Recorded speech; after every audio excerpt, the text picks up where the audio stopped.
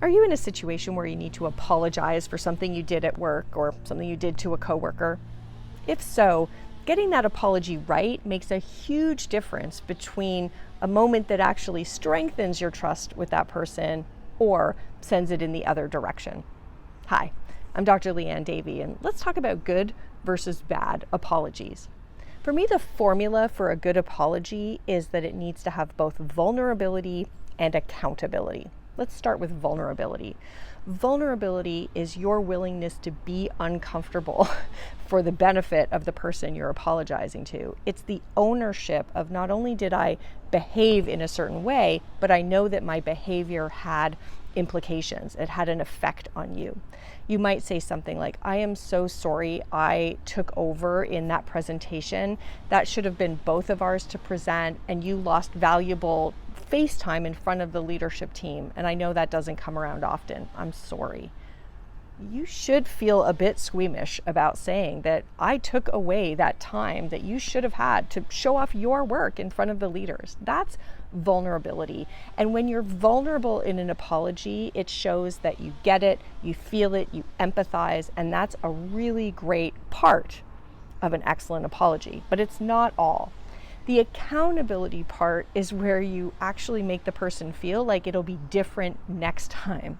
And that's where you have a plan or you talk about something that's going to remedy the situation you're in. In this example, you might say, I'm going to go talk with the manager and remind them that this was both of our work and share some of the ideas that were yours so they know it wasn't all me. And I'm going to ask that you're the one who presents the follow-up presentation.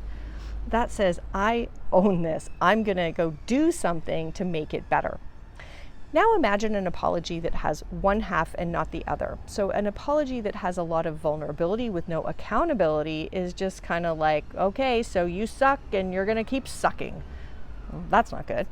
And an apology that's all accountability and action but no vulnerability feels robotic and doesn't feel like you actually understand or sympathize with the damage that your behavior created. That's not good either.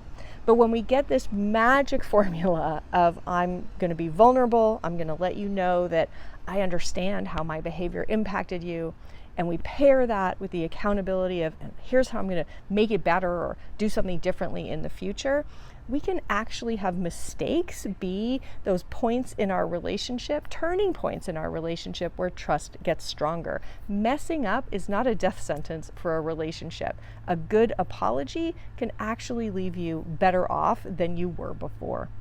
All right, I'm Dr. Leanne Davey, here to help you get the team you deserve.